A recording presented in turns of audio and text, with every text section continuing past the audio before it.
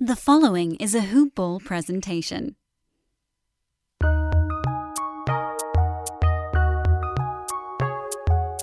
Welcome to the Fantasy NBA Today podcast.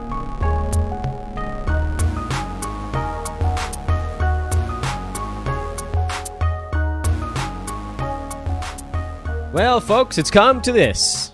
The last week of the NBA regular season, the play-in tournament awaits next week, and then, I don't know, I guess that's technically playoffs. I don't know what they're counting that as. I believe it's playoffs, because you look at baseball, and if there's a tie, game 163 is actually technically part of the regular season.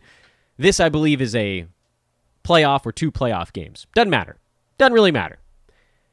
But we're coming down the wire now. We got 7 days left. We got 5 shows left during the regular season. But, of course, we will go through the offseason. I'll continue to plead with you guys to not tune out the podcast during the offseason for a couple of reasons. Number one, we got really good stuff for you guys to check in on with us. Namely, we'll be doing season in review type things. We'll do really early ranking boards, free agency stuff, team-by-team breakdowns. And number two, that's how we keep the advertisers happy so that we can continue to do this show for free 5 days a week forever. So we all work together to get to this endpoint. And with that, I say, hello, good Monday to you all. Good morning, good afternoon, whenever the hell you're listening to the podcast. I'm Dan Bespris. This is Fantasy NBA Today. This is a Hoop Ball presentation. You can follow me on Twitter at Dan Bespris, DanBesbris, or just Google search Dan from Hoop Ball and look at whatever one pops up, whatever search result is a Twitter feed. Definitely do give me a follow over there. This is the time of the year where fantasy analysts tend to lose a couple of followers, where people are like, all right, I don't want to hear from this guy for the next couple of months. I don't know, maybe I should just stop doing stuff. You guys will forget that you're following me until basketball's back in your mind again. Guy pointing at head gif is what I'm thinking over here as I say that out loud. Ho, ho, ho. Well, anyway, here's where we're at. A handful of you guys are in head-to-head leagues that actually go to the end of the regular season. You guys are maniacs, but I'm aware that you exist, so we're not going to completely ignore you. The rest of you that are still listening to this podcast are either basketball junkies whose seasons have already ended, and you're listening to me break down players here the final week, which, I mean, even for degenerates, that's a little crazy, or roto guys and gals, I should say, roto players that are still paying attention this final week, still jockeying for that last point or two in their roto league where things are, it's funny, they're closer than they appear at times. I know, I'm kind of blitzing 2 of my 3 cash roto leagues, and that's cool. In my keeper roto league, I'm 2-3 points back of the guy in front of me, and it is very much undecided. I'm 4 assists back of that dude. 4. So a lot can change in a matter of moments. And so I would advise you, roto folk, to do what I mentioned at the end of our Friday podcast, which is look to see who's in front of you and who's behind you by 3 spots in every counting statistical category. Threes, points, rebounds, assists, steals, blocks, and turnovers. Look who's ahead of you and who's behind you. 3 slots. And the percentages, it's fine. I mean, I don't care how far in front and back you go. Those are much easier to calculate because you don't have to worry about games played. They just sort of are what they are at face value. The other stuff is a little more confusing because you might run into some teams in your league that have actually just run out of games already. They might have used them all up. You might have other teams that are so far down in games played, they almost have no shot of actually getting the correct number of games the rest of the way. Like, I can spot a team that's not fully eliminated that still has like 85 games to use and 7 days to do it. It's not going to happen. The best case scenario right now for most leagues is 70 games. You can't get more than 70 games left the rest of the way. So those teams are going to come up short. So be aware, if you're looking at those teams and think, oh, well, maybe they'll track me down in this one particular category, it's also quite conceivable they won't because you might get 15, 20 more games played than that team this year. And I'll admit, as a commissioner of a lot of these leagues, I like to set the roto games cap a little bit above 1 game per position. We go some fairly deep benches, and so that way the benches actually somewhat relevant. It's 10 starting slots, but you're really going 11, 12 players deep over the course of the season. Because of how many injuries and COVID stuffs and rest days were happening this year, we probably should have aimed a little bit lower. That said, most of the teams are probably going to hit the mark, so people figured it out. So it's not that crazy. Here's the plan for today. It's Monday, by the way, which means that we need to tell you about Manscaped at some point on today's podcast, and I'm very happy to do that. We've got a weekend in review to cover, which will be our last chronological lightning round weekend of this NBA season. We'll fire that back up next season again, and then by the time next Monday comes around, we'll be season in reviewing. Maybe we'll talk about something that happened over the weekend. And really, it'll be isolating anything big that happened over the weekend. That's next weekend I'm talking about. And then we'll segue into biggest lessons learned from a season gone by. We'll spend some time on those. We'll spend some time on how different teams did. And I actually think it's really important to get an idea of what a team is looking to do going forward, because that played a big role in how players did down the stretch this year. Oklahoma City resting all of their key guys. Pistons resting all of their key guys. We have to be aware of these things. What's a team trying to accomplish, and how does that factor into how we draft these guys? But we're getting ahead of ourselves. Let's dive into the weekend in review. We'll start that stuff, and then we'll pivot to whatever else we need to cover on today's podcast. As news goes, there's always something right now. And so I know during the regular season, we normally do big news at the front end of the show. But in terms of like what's come out so far this morning, that might move the needle. Well, the Cavaliers are basically without most of their roster, and it seems like the Pels are going to continue to be without most of their guys. But we'll cover that as we go through the weekend in review, talk about each team one by one, starting with the first one on Sunday. That was Miami in Boston, this one going way over the total. Not a whole lot of defense being played, in particular by the Celtics early. They were getting run at halftime, but they did make it a ball game, so that's something. The Time Lord, Robert Williams, dealing with turf toe. He made it 12 minutes into this ball game before tapping out for the duration. That makes Tristan Thompson a very interesting rebound-only specialist going forward. Jaylen Brown missed that ball game, and so Evan Fournier took his spot and shots, and Fournier was very good for Boston. Actually, he has been pretty good when filling in for Jaylen Brown. When he hasn't been good is when he's been behind Brown and Tatum, and the usage tends to go down into the toilet. But again, we're talking everything short-term at this point. I mentioned on Friday's show that everybody plays the final Sunday. So again, if you're in a head-to-head league, don't be bashful about using your moves earlier in the week, since whatever you do, you're going to have your whole team playing on Sunday. Over on the Miami side, Trevor Ariza has been excellent of late. Really excellent. He's every once in a while he'll fall into a game where Andre Iguodala outplays him or something to that effect, but for the most part, he's actually been a really, really useful 9-cat roto type of guy. Top 60 over the last 2 weeks. In 30 minutes a game, he's averaging 13, 5, and 2 with almost 2 steals, almost a block, 47% from the field, 2 3-pointers, and only 1 turnover. And I see no reason why that won't continue for Trevor. He's getting big minutes on this team. They like him as their power forward. He's a stretch 4 who looks rested because he didn't play most of the year. And his job is relatively secure, even with Iguodala waiting in the wings most games. Where things get a little bit goofy in Miami is trying to figure out which of the shooting guards and point guards are actually going to excel on a nightly basis. And in this one, on Sunday, it was Duncan Robinson. He had 6 3-pointers. He was hot, so he soaked up most of the minutes there. Kendrick Nunn was fine, but less hot, and so Goran Dragic ended up getting more of his minutes. And those guys are going to split things many nights. And there will be nights when those 2 guys are actually decent and Duncan Robinson takes the slight hit. So with Miami, it's really about isolating categories there. If you need threes, you go Robinson. If you need points, you go Nunn, who's a better foul shooter. If you need Dragic, that's a little bit more scoring and assists, but worse percentages, and just mix and match as you see fit. The Knicks beat the Clippers 106-100, and I don't know that I've ever seen a team as bad in day games as the LA Clippers. And I don't mean that from a win-loss perspective. I mean that really from a how do they look compared to what they do on a night game. The Clippers are the ultimate in day game drop-off. And I don't have the numbers in front of me, so I'm making this bold claim, but pretty much every Sunday day game I've watched them play, they've been awful. And they were bad again in this one. Couldn't get the shot to go. Kawhi Leonard is seemingly still kind of trying to get his footing after this, pun partially intended, I guess, sore foot he's come back from. Since his return, Kawhi and PG are really the only trustworthy Clippers. Zubats, generally, you can flip in there. Things didn't go so great for him in this ball game. They went to a smaller lineup. Marcus Morris, much better when Kawhi or PG is out. Rajon Rondo, more of an assists specialist. Reggie Jackson, not really anything of a specialist.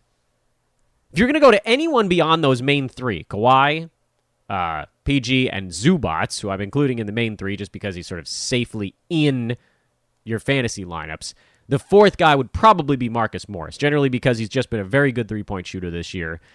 Not usually as bad at the foul line as he was yesterday.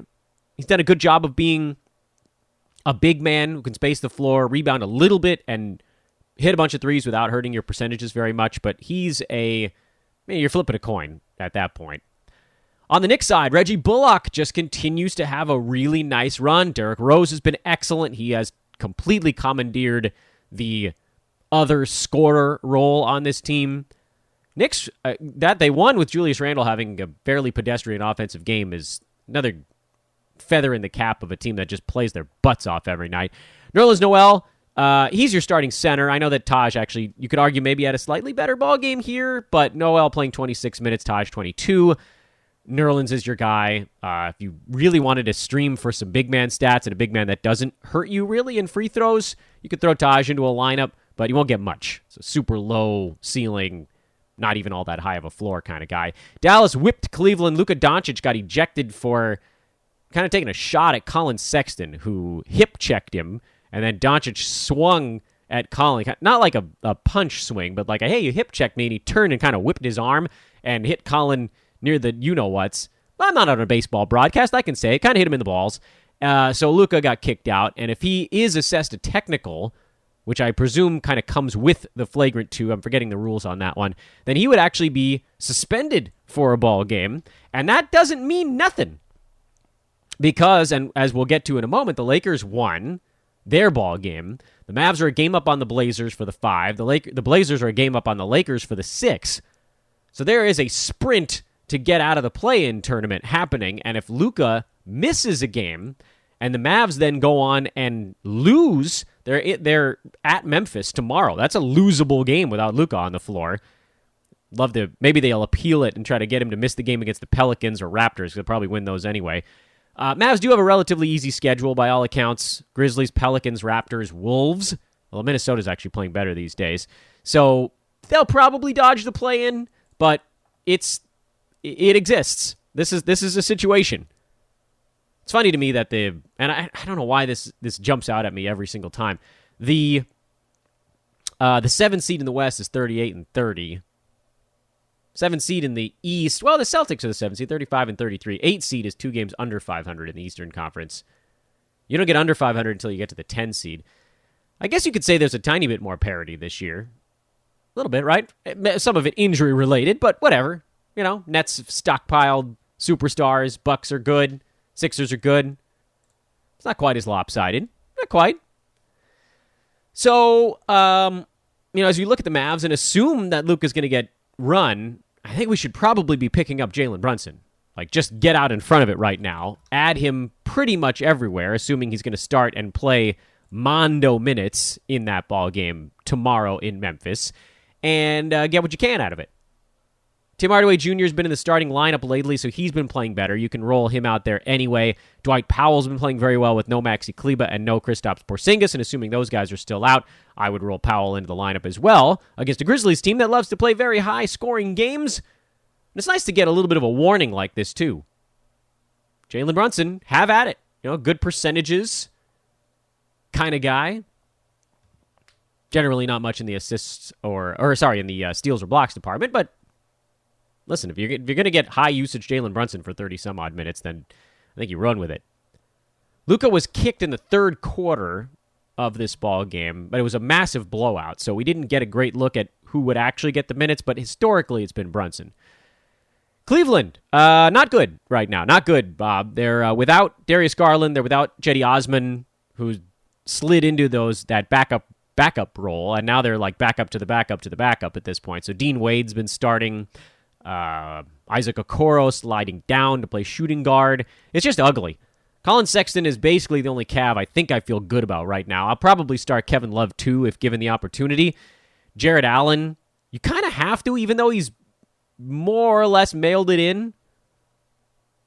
But Okoro doesn't have the fantasy game yet. And then Dean Wade would be the other one where you're like, well, maybe he'll get a whole bunch of three-pointers up. But dude played 29 minutes in that game on Sunday and took 4 shots. Usage rate under 9. That won't get it done. Pels eked one out in Charlotte with no Brandon Ingram, no Zion Williamson. And the Pels are interesting right now. Also, no Steven Adams, I should mention. And Wesley Iwundu got ejected, but that didn't really have a bearing on anything. Lonzo Ball is an all systems go. That's an easy one. And then, because of all the missing bodies and Nickeil Alexander-Walker coming back from injury, things are really weird with the Pels right now. Eric Bledsoe started, played 33 minutes, and had 24, 4, and 11, but missed 5 of his 10 foul shots to tank what would have otherwise been arguably his best game of the year, maybe almost definitely his best game of the year. Jackson Hayes, as the backup center, has been pretty consistently playing better than Willy Hernan-Gomez, but they actually both put up good fantasy numbers in this game against a generally undersized Charlotte Hornets team that was forced to go to Cody Zeller and Bismack Biyombo, and that's usually not good for Charlotte.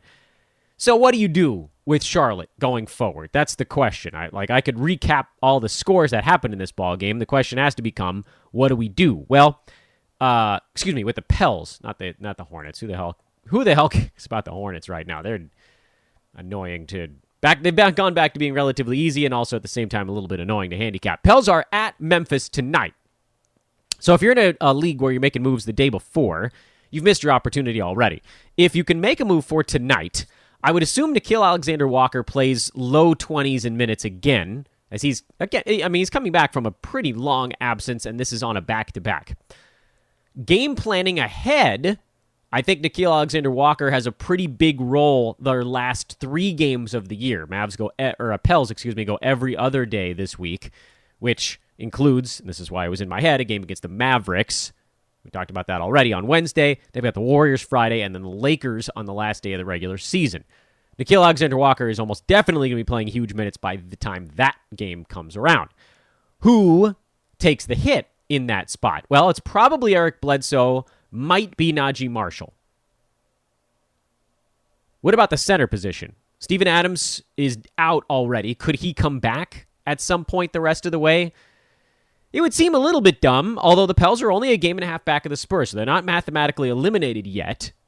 And honestly, even though the Kings got beat by the Spurs, they also aren't technically mathematically eliminated yet. And these teams should keep fighting, because the Spurs have the Bucks, the Nets, the Knicks, and Phoenix twice this week. The Spurs could very well go 0-5 in a 5-game week.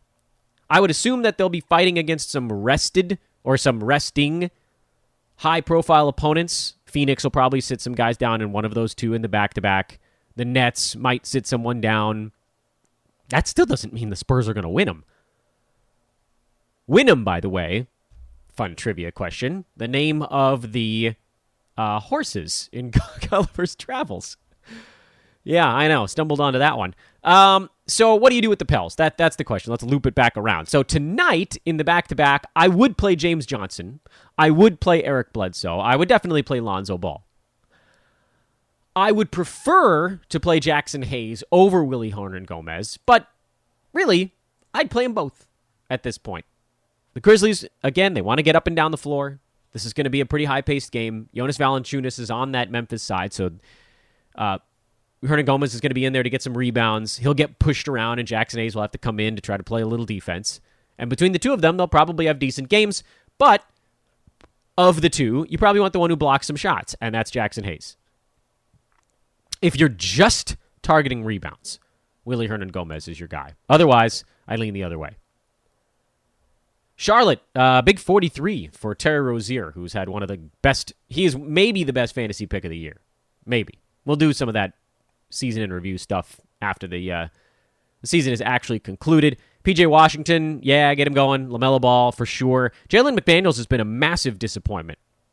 And then everyone else on this team, including Jalen McDaniels, basically played 23 minutes. Zeller, Wanamaker, Bamba, Caleb Martin, McDaniels at only 15 minutes, Malik Monk at 22. So screw them all at this point. There's better guys on the wire. Minnesota, this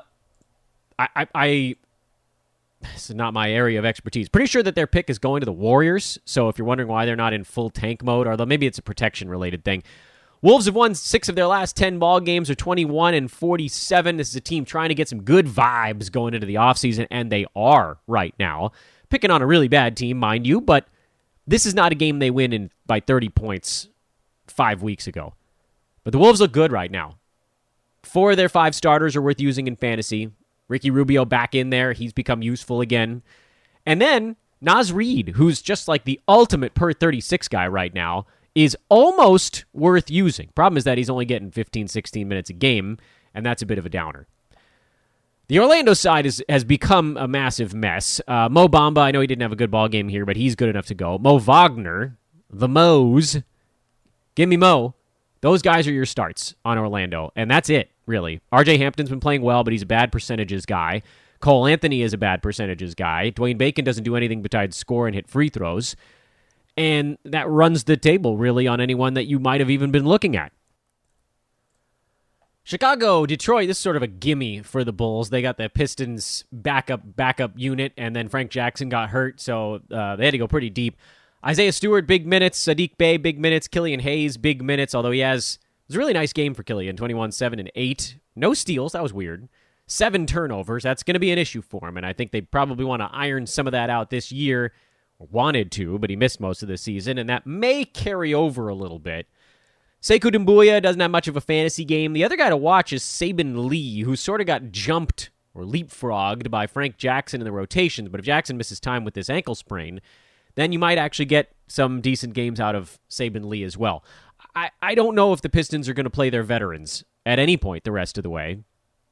They might. They've sort of popped up here and there, and Detroit only has 3 games this week, so a lot of days off after last week's 5-gamer. So what do you do? What do you do with either of the 2 teams in this one? Chicago side, Levine, Vooch. Looks like Kobe White built up enough confidence to stick even in category leagues, and then Thad Young. Those are your 4 guys on the Bulls side. Detroit, anytime Mason Plumlee's out, Isaiah Stewart is a go. That's an easy one. Sadiq Bey's a go every night because he's just chucking up 3-pointers at this point. Killian Hayes is... he's not... I mean, he's a bit questionable in I guess points formats, he's probably okay. His percentages aren't that bad. There's just things that he doesn't do. There's sort of holes in a 9-category game, and then the turnovers are a mess. I don't think I have the confidence to start him unless maybe I'm punting points or turnovers. 8-cat, I guess, is a big deal there. And that's as far as you go. Hayes is the maybe.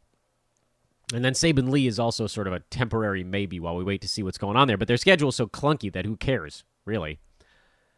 Lakers beat the Suns. Anthony Davis beginning to resemble Anthony Davis. 42, 12, and 5. 3 steals, 3 blocks.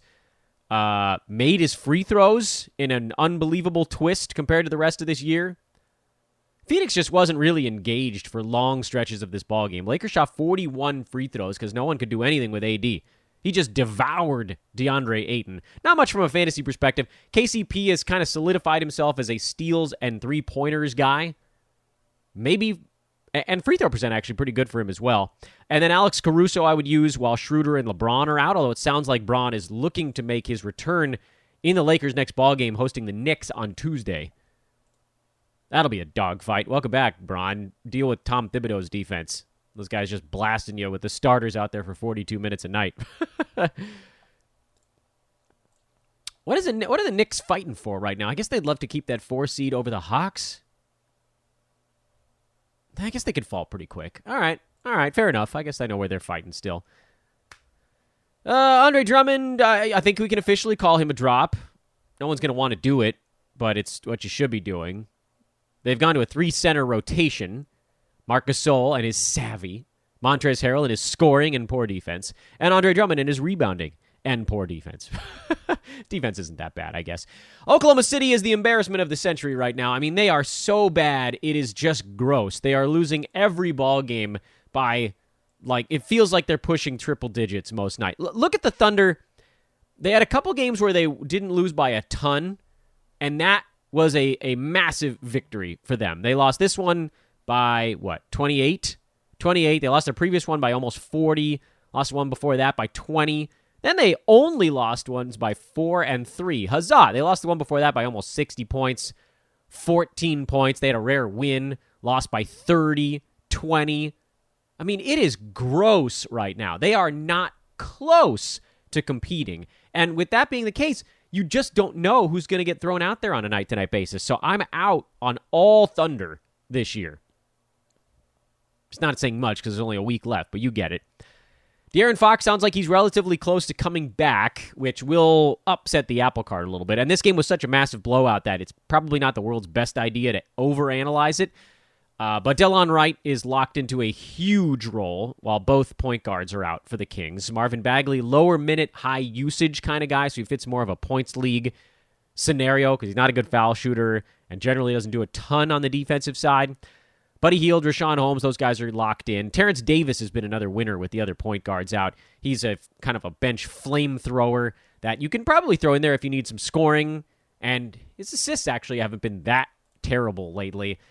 It's a little dicey, especially if somebody comes back. He and Delon Wright probably end up fighting for similar minutes. But his last two ball games, he's had now combined for 42 points on 6 threes. He's getting steals. The assists kind of come and go a little bit. He's not a terrible foul shooter, around 80%, something in that neck of the woods. So if we find out that Fox is still out, you could throw Terrence Davis in there. They've got OKC again tomorrow, so you know it's going to be a cakewalk. Maybe not a total cake. Well, I don't know. Like, usually you'd expect the team playing the same club 2 times in a row to compete in one of them, and even that hasn't really been the case for the Thunder.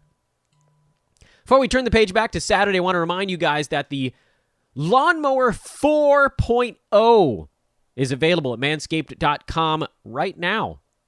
Pretty cool, huh? The brand new Lawnmower 4.0. They've taken the 3.0 and they've upgraded it again. They've added a lock mechanism on the on-off switch for folks that travel a lot.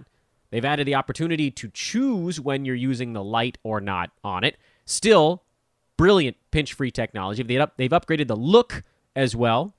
Comes in a really sleek box. They sent me one. It's super cool. So I would check that out immediately. Go to manscaped.com. Get yourself a Lawnmower 4.0 using coupon code HoopBall20. You guys have been amazing checking out the goodies over at manscaped.com. And I hope you've generally been happy about it.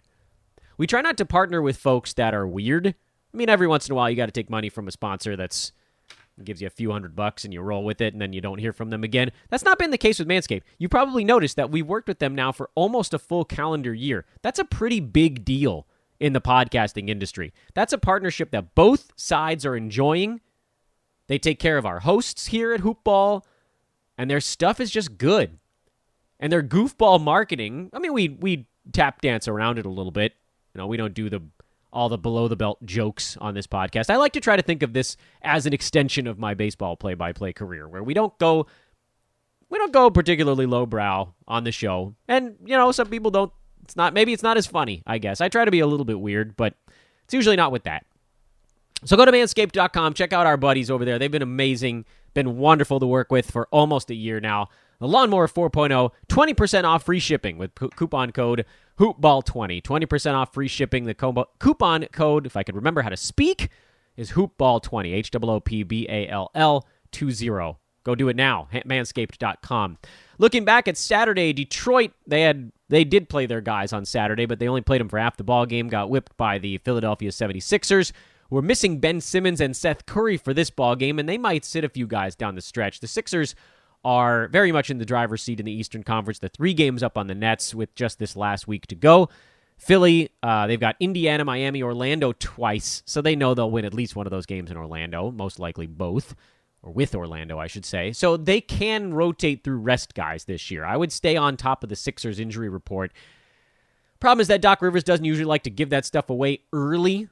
So, their game in Indiana tomorrow, we might not know until 35 minutes before game time if they're just going to sit Joel Embiid, in which case you could fire up a Dwight Howard, who had 19 and 14 in that game against Detroit. Or will they sit Ben Simmons or Tobias Harris in an upcoming game, and then you could fire Matisse Thybulle into your lineup. Not enough time to make that decision, unfortunately, so you just kind of have to bear it. Washington beat Indiana in overtime, but at what cost?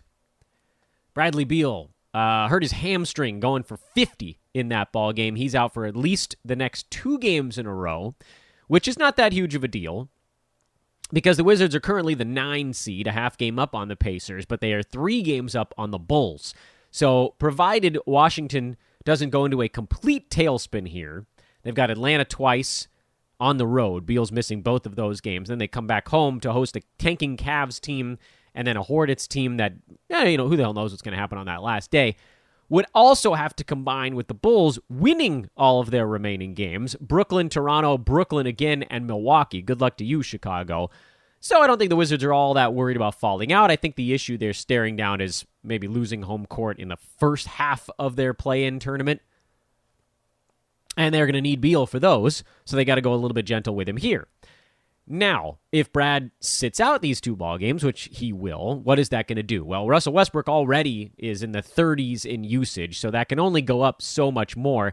You're probably looking at someone like a Chandler Hutchison moving into the starting lineup, but he's not a guy that's going to pick up a ton of the usage there. You'll probably see a guy that's already playing do more. Rui Hachimura will see more shots.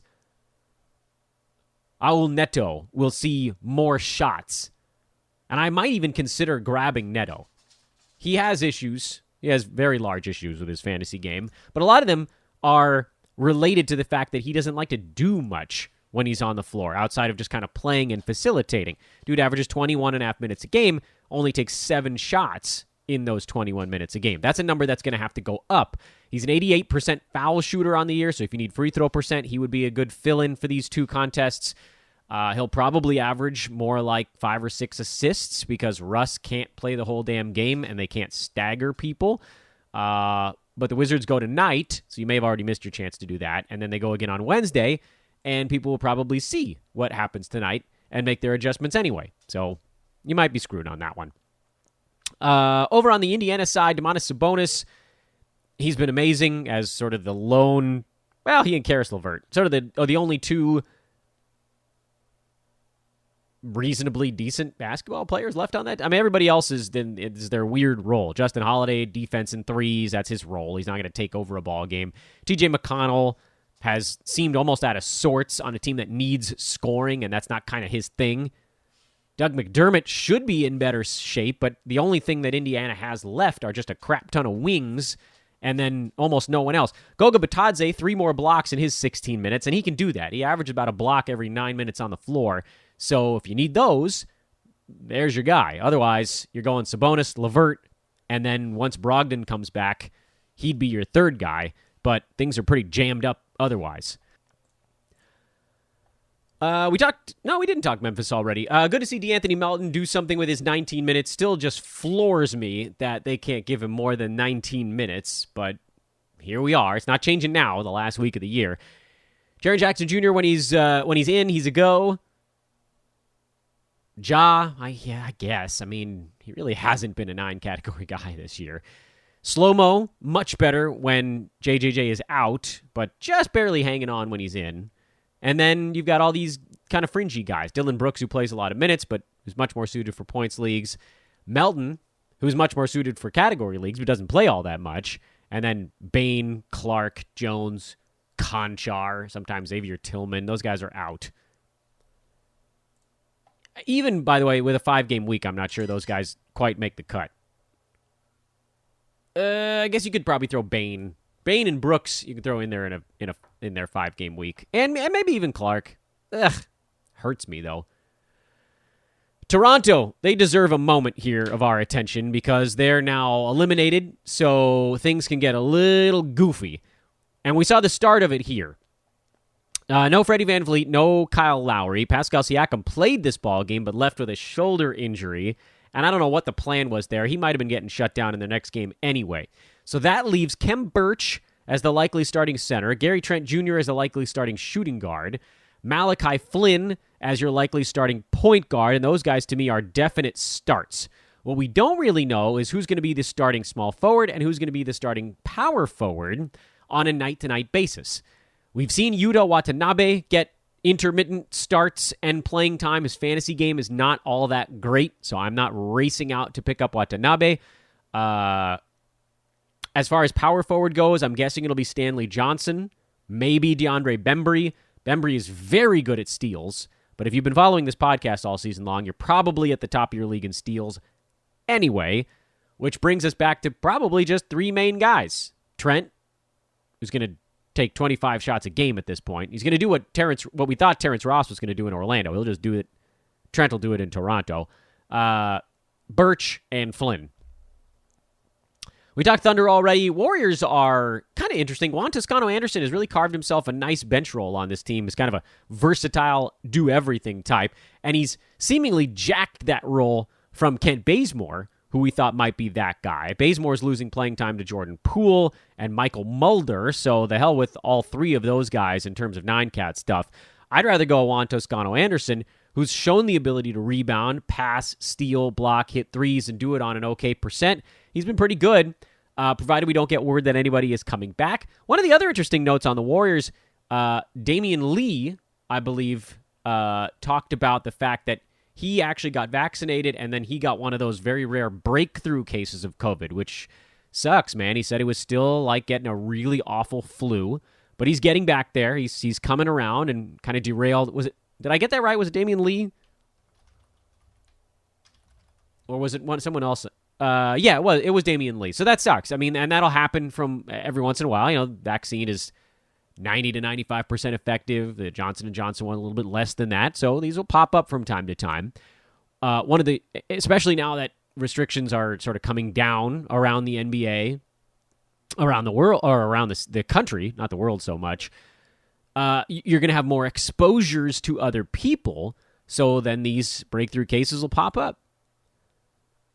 I do think also there's some of I'm betting that Lee was probably taking some heat in a way that maybe like a Zach LaVine, although not quite the same thing because LaVine's the best player on his team and Damian Lee's like the sixth best player on his.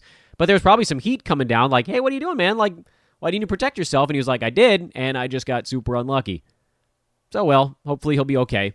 Seems like he will be in time. And in the meantime, as long as Kelly Oubre's out and Kent Bazemore is kind of on and off a little bit, then, yeah, Toscano-Anderson seems like a pretty good use. Warriors go back-to-back today and tomorrow. Cool. I don't care much about Utah, although George Niang did get the start for the Jazz, and that was, I guess, interesting. He only shoots threes. He does nothing else on a basketball court, so I wouldn't worry too much about that. I've really enjoyed Royce O'Neal's play with no Conley and no Donovan Mitchell. Just giving him that little slice of usage that he doesn't get when those two dudes are on the floor has been a world of difference for getting his scoring up from like 7 a game to 9, 11, something to 12, 13 in this ball game. I guess that's something just worth reviewing a little bit. Houston side, certainly the more interesting one. Kari Thomas was signed and then immediately played a whole bunch of basketball. He had 27, 5, and 3 with 5 steals, 2 blocks, 4 3-pointers in this ball game. KJ Martin had 27 and 10 with 4 threes and a couple of steals. Daquan Jeffries had 17, 7, and 5 with a couple of steals. Armani Brooks had 15, 2, and 3, a steal, block, and 3 3-pointers. Daniel House had 9 in 18 minutes. He won't play very much, though. They'll go easy on him. DJ Augustine is also sort of the emergency valve. Jayshawn Tate, 13, 8, and 10. His bad shooting is what weighed down what was almost a triple-double. And then Anthony Lamb was sort of the one guy who didn't have a good ball game. What do we do with all of this? How do we unpack it? Well, Houston's got a game in Portland tonight.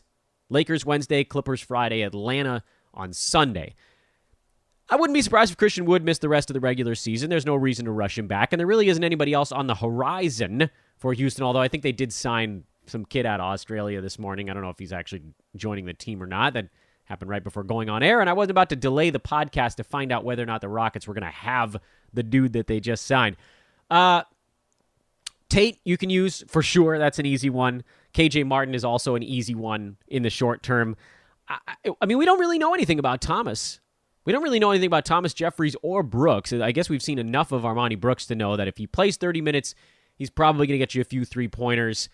usually actually rebounded a little bit better than he did in this ball game, but now this pecking order in Houston is just all over the map. I have no idea who's going to be going first, second, or third out of that trio, really, or quartet if you want to include Lamb in it.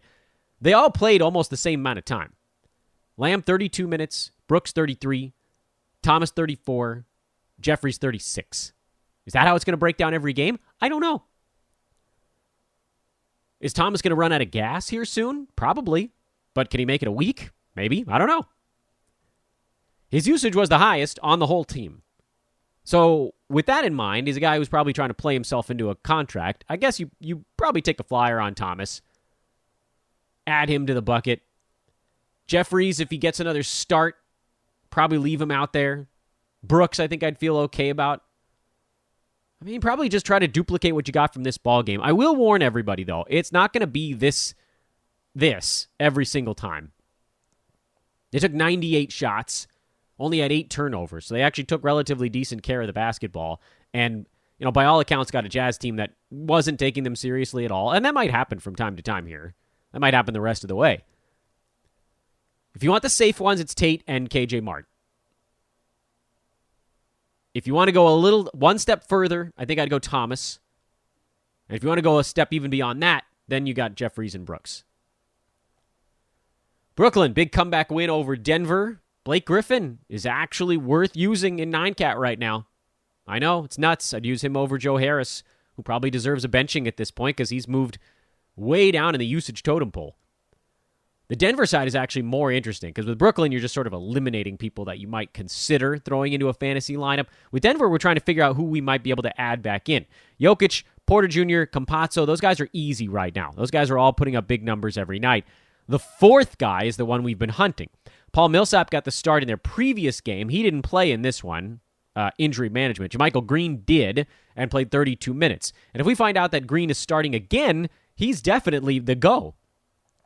Austin Rivers played 35 minutes, and he's actually been shooting the ball really well for the Nuggets. And yes, these guys have, by the way, no Aaron Gordon in this ball game either. So take that into consideration. Were they going to go big? We don't know. Were they going to go small? We don't know. Normally, Gordon would be in there for one of Green or Rivers, and Millsap would be in for the other of Green or Rivers. So going forward, we don't really know. But when we get the starting lineup for the Nuggets, then you can make your adjustment. If you find out it's going to be Gordon and Rivers, I don't think I'm touching either of those guys. If you find out it's going to be Gordon and Millsap, I might consider Millsap. And if you found out it was going to be Gordon and Green, I probably would be in on JaMychal Green. He's like the one guy where you're like, hey, this guy's going to get, I can promise you, Dan, this guy's going to get 25 minutes. I would feel comfortable throwing him into a lineup. He's Paul Millsap, younger, rebounds better. Basically. So he's out there with a motor. He's Millsap with a motor right now. Spurs are a mess. They're gross. They're losing games left and right. Blazers are a pretty easy handicap these days, so not much to talk about from that last game on Saturday night. And as we finally turn the page all the way back to Friday and play our little weekly Monday game of, did we miss anyone that played on Friday but not the rest of the weekend? And the answer is, beep, boop, beep. Milwaukee, I believe, didn't play over the weekend. So that was one, and nobody cared because everybody was healthy for them in that game on Friday, and that means that this 5 starters had a fantasy angle, and sometimes Bobby Portis gets to do stuff. That's the only note on Milwaukee. And as we, again, computing, did anybody else play on Friday that didn't go over the weekend? Beep, boop, beep. Nope, that was it.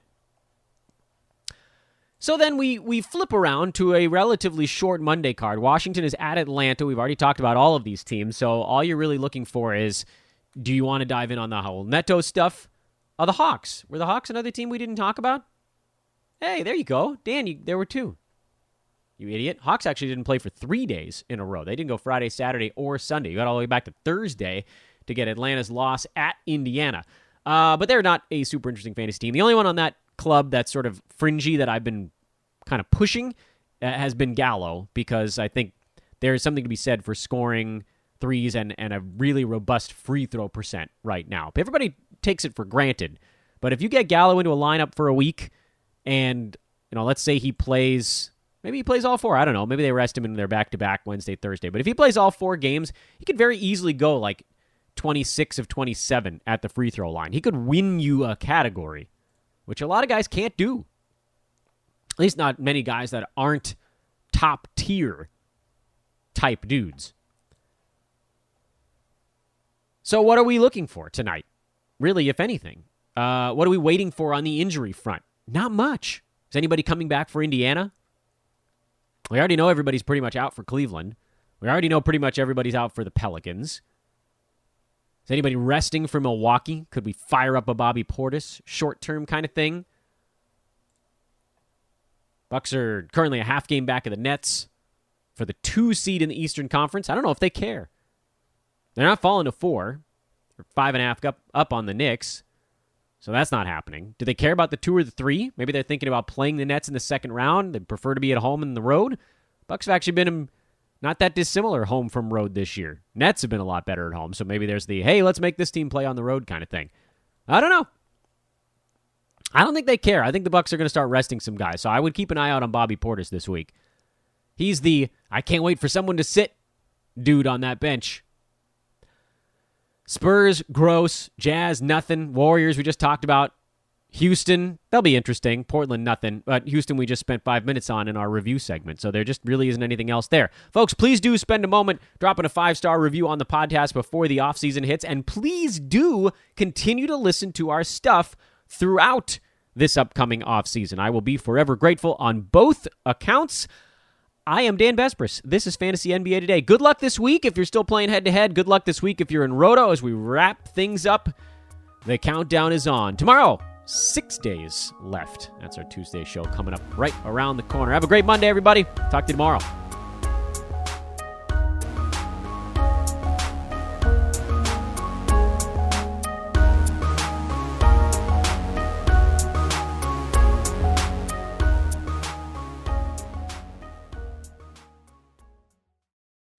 This has been a Hoop Ball presentation.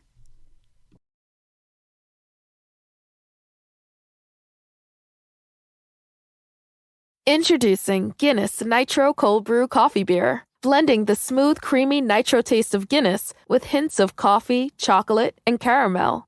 Guinness Nitro Cold Brew Coffee Beer, your new favorite part of the day. Look for it where Guinness is sold. Must be 21 and over to purchase. Please enjoy responsibly. Diageo Beer Company, New York, New York.